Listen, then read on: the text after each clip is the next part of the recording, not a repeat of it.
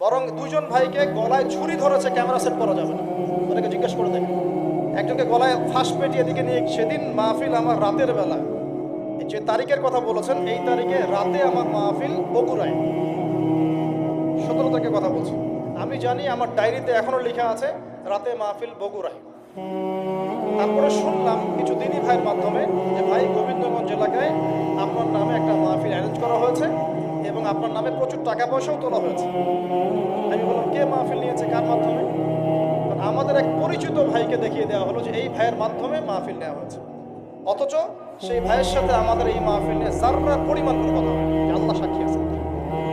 মাহফিলের 2 দিন আগে তারা এসে হাতে পায়ে কান্নাকাটি শুরু করেছে যে ভাই মাহফিল অ্যারেঞ্জ হয়ে গেছে, আল্লাহর ওয়াস্তে 30টা মিনিট হইলেও সময় দিয়ে মাহফিল অ্যারেঞ্জ করে ফেলেছি, টাকা পয়সা তোলা হয়ে গেছে, আপনি যদি না আসেন 10টা মিনিট 30টা মিনিট বলছে, 10টা মিনিটের জন্য আসেন, 30টা মিনিটের জন্য আসেন, এসে গেলে চেহারাটা দেখায় চলে যায়, না হলে জনগণ আমাদেরকে পিটাই শেষ করে ফেলে।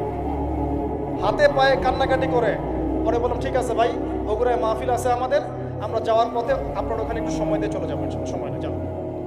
যদিও এই প্রসেস আমরা মাহফিল কখনো নেই না, তারপরেও নিয়েছি, তারপরে গিয়েছি। এদিকে শুনেছি প্রচার করেছে আমরা মাহফিল করবো বিকেল দুপুর 3টা থেকে 5টা। তারপরে আমাদের কানে খবর আসছে যে বাদ মাগরিব আপনাকে আলোচনা করতে হবে। আমার একটা সেন্টেন্স মিথ্যা বলছি না, আমার কাছে হোয়াটসঅ্যাপে এখনো ডাটাস মজুদ আছে যে থার্ড পার্টি কন্ট্যাক্ট করেছে, আমাদেরকে বলছে বাদ মাগরিব আপনাকে আলোচনা করতে হবে। আর আমরা কি উপস্থিত হয়েছি 4টায়। আমি চিন্তা করছি যাব, একটু রেস্ট নিব, রেস্ট নিয়ে নামাজ কালাম সারবো, তারপরে বাদ মাগরিব স্টেজে উঠব। গিয়ে শুনি 3টা থেকে মাহফিল আমার নামে অ্যানাউন্স করা হয়ে গেছে, জনগণ বসে আছে। জনগণ তো নিষ্পাপ, জনগণ তো কোনো দোষী নাই এখানে, ও তো জানেই না সত্য কোনটা মিথ্যা। তারপরে গিয়ে তাড়াহুড়া করে স্টেজে ওঠা গেল। এর মধ্যে শুনলাম আমাদের ইউটিউবারে যে ভাইরা, যে ভাই যে সামনে এখনো বসে আছে, এই ভাই সহ আমার ইউটিউবের প্রায় 8 থেকে 10 জন সদস্য আছে। 8 থেকে 10 জনের কোনো সদস্যকে তারা এখানে বসতে দেয় নাই এবং এই ক্যামেরা সেট করতে দেয় নাই, বরং দুজন ভাইকে গলায় ছুরি ধরেছে, ক্যামেরা সেট করা যাবে না, ওদেরকে জিজ্ঞেস করে দেখেন। একজনকে গলায় ফাঁস পেটিয়ে এদিকে নিয়ে গেছে, মানে পুরোটা আগে থেকেই পরিকল্পনা করা ছিল যে কিছু একটা হবে। আর ক্যামেরা বসতে দিচ্ছে না কেন? এই যে ক্যামেরায় রেকর্ড আছে, আজকে আমি যা বলছি, যা আলোচনা করেছি, তো সেদিন ক্যামেরা কেন বসাতে দিল না? ইউটিউবারদের ক্যামেরা কেন বসাতে দিল না? ক্যামেরা থাকতো দেখতো মানুষ কি হচ্ছে।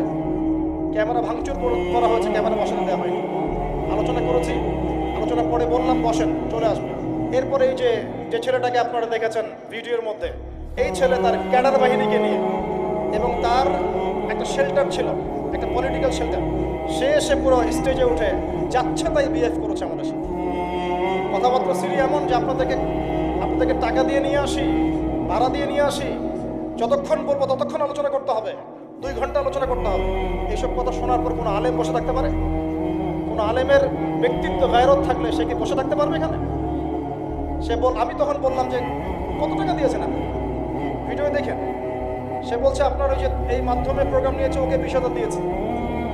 অথচ ওই মাধ্যমের ওই ব্যক্তি যাকে বলা হচ্ছে আব্দুল আলিম না কি নাম, তাকে আমি চিনি না, জানি না সে কি আমি জানি না সে। তারপর তাকে বললাম নিয়ে আসেন সামনে, নিয়ে আসেন, যত টাকা নিয়েছেন ফেরত দেন। আমার এসব অপমান হওয়ার কোনো প্রয়োজন নাই, প্রয়োজনে টাকা পয়সা হাদিয়া তো সব নিয়ে যান, মাহফিল করার দরকার নাই। জনগণ দেখলো যে একটা হট্টগোল শুরু হয়েছে, অডিয়েন্স সবাই আমাদের পক্ষে ছিল, অডিয়েন্স সবাই আমাকে নিয়ে আলহামদুলিল্লাহ সিকিউরিটিতে গাড়িতে উঠে গেছে। আর আমার সাথে যে ছিল এক ছেলে মুজাহিদ, এই ছেলে আর আরো 2 ভাই ক্যামেরাম্যান, সবগুলোকে তারা বেধর পিটিয়েছে, দেখেছেন ভিডিওতে কি করেছে, এবং ক্যামেরা ভাঙচুর করেছে।